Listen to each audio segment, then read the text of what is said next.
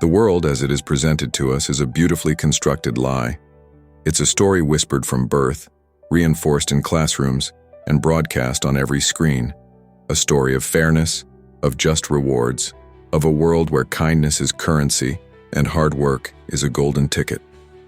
We are taught to build our lives on this foundation of pleasant fictions, to believe that our intentions will be understood, our efforts recognized, and our vulnerabilities protected. This story is a warm, comfortable blanket, and it is the single greatest obstacle to your power. There exists a different way of seeing, a form of intelligence so clear and unsparing that it can feel ruthless. It is not about becoming cynical or unkind. It is about becoming dangerous, not to others but to the illusions that hold you captive. It is the practice of seeing the world not as we wish it were, but as it truly is, and in doing so, becoming immune to the manipulation, disappointment, and self-deception that plague those who cling to the pretty story. This is a journey into that clarity, a sharpening of the mind into a blade that can finally cut through the fog. The first and most pervasive layer of this fog is the belief that we are creatures of logic. We pride ourselves on our reason, constructing intricate arguments for why we chose this career, bought that house, or fell in love with that person. But this is the grandest of our self-deceptions. The ruthless truth is that emotion is the thundering engine, and logic is merely the frantic cartographer, drawing maps to justify a destination the heart has already chosen.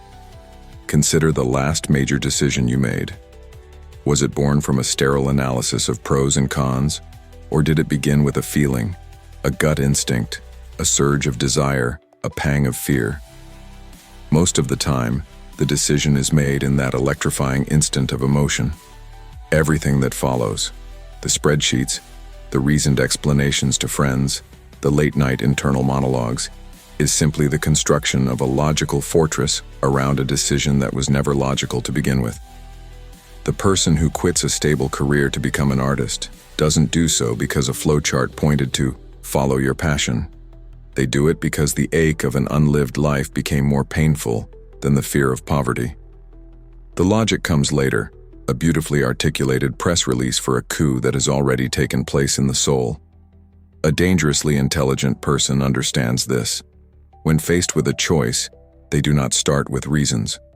They start by interrogating the feeling. What is this emotion driving me? Is it ambition? Is it fear of missing out? Is it a deep-seated need for approval? By identifying the emotional current, they can see the decision for what it is, not a rational conclusion but a response to an internal pressure. This clarity prevents them from being hijacked by their own impulses. It allows them to step back and ask, is this feeling leading me toward strength or toward a momentary escape? This is the first cut of the blade, the severing of the tie between ego and justification. Once you have pierced the veil of your own emotional reasoning, the next layer of the fog dissipates with startling speed, the illusion of pure altruism in others. The idea that people operate primarily from self-interest can feel cold, even cynical. But it is no more cynical than the law of gravity. It is simply the invisible force that governs the mechanics of human interaction. Self-interest is not inherently evil. It is merely the fundamental drive for survival, security, status, and meaning that animates every living being. It can manifest as the noble pursuit of honor or the base scramble for wealth, but it is always present, the silent engine beneath the floorboards of every relationship and transaction. Think of the colleague who is always eager to help, always volunteering for extra tasks, the model of a team player. The pretty story tells us they do it for the good of the company. A dangerously intelligent mind looks deeper. What is the unspoken currency here? Perhaps they are building political capital for a promotion. Perhaps they are compensating for a lack of confidence in their core skills. Or perhaps their self-interest is the deep, noble satisfaction of being indispensable. The motive doesn't invalidate the act, but understanding it transforms your relationship with it. You move from naive gratitude to strategic appreciation. You see the game, not just the move. This is why so many people are perpetually disappointed. They expect others to act against their own interests out of love or loyalty, and feel betrayed when they inevitably don't. They are playing chess while believing the other person is there to admire the board. The ruthless truth is that everyone is playing their own game. The goal is not to resent this, but to understand their objectives so you can find where they align with yours. This is the foundation of all effective negotiation, leadership, and lasting relationships. Not a naive trust in selflessness, but a clear-eyed alignment of mutual interests. When you see this universal currency, you stop being a victim of others' choices and become an architect of collaborative outcomes. With the fog of external illusions thinning, you are forced to turn inward, to face the most terrifying truth of all, the one staring back from the mirror. Most people cannot handle the unvarnished truth about themselves. Their ego is a fragile construct built from a lifetime of carefully curated stories, justifications, and blame shifting. This self-deception is a sanctuary.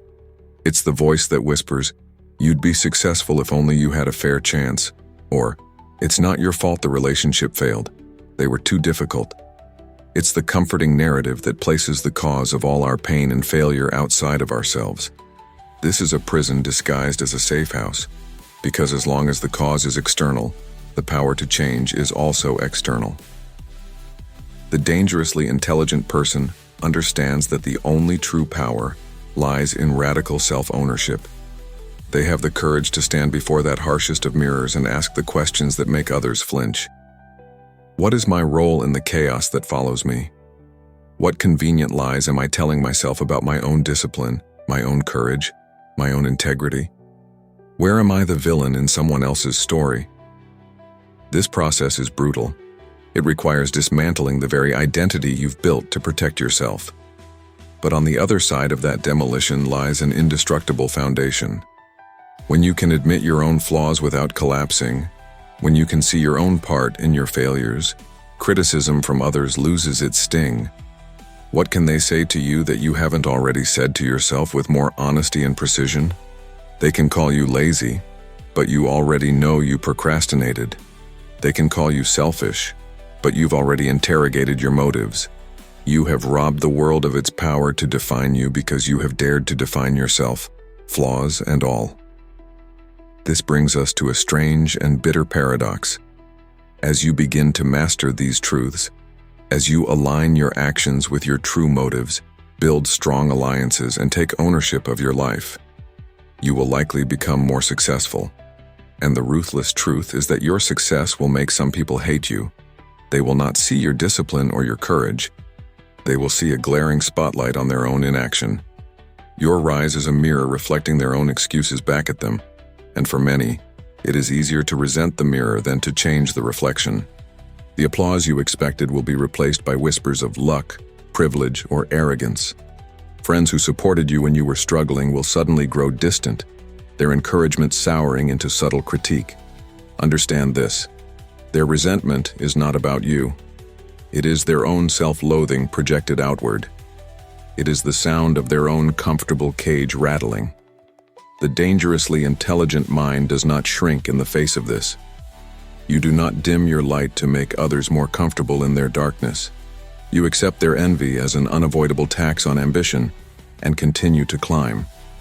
All these deceptions, our emotional justifications, our naive view of others, our ego-protecting stories, are rooted in one single powerful desire: the craving for comfort. Comfort is the silent killer of dreams, the velvet-lined prison. It is the good enough job that keeps you from the great one. It is the predictable relationship that denies you a passionate one. It is the avoidance of difficult conversations, hard workouts, and intimidating skills. Comfort whispers that safety is the ultimate prize, but in truth, it is the booby prize of a life unlived. The Stoics knew this well. They practiced voluntary hardship, sleeping on the floor, eating simple meals, wearing thin cloaks in the cold, not because they were masochists, but because they were training for reality. They knew that a life lived only in ease creates a soul as brittle as glass. The moment hardship arrives, and it always does, the pampered soul shatters. The dangerously intelligent person actively seeks discomfort. They lean into the difficult project. They initiate the conversation they've been dreading. They embrace the humbling process of learning something new. They understand that strength, resilience, and growth are not found in the warm center of the comfort zone, but out on its cold, windswept edges. Finally, there is one last, ultimate truth that sharpens all the others to a razor's edge. You are going to die. This is not a morbid thought. It is the most liberating one imaginable. Memento mori, remember death.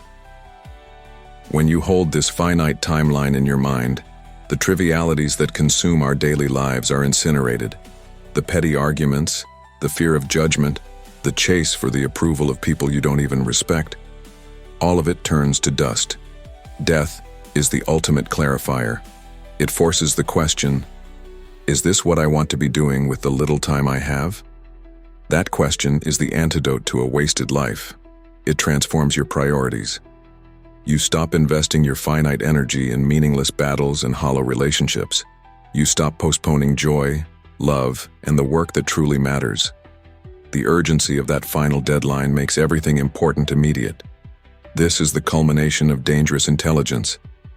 It is the ability to see through the fog of emotion, to navigate the currents of self-interest, to face the mirror of self-deception, to withstand the envy of others, to reject the prison of comfort, and to live with the clarifying power of your own mortality.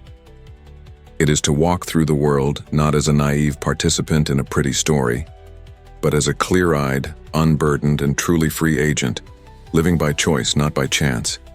The path is ruthless, but the destination is nothing less than an unshakable and authentic life.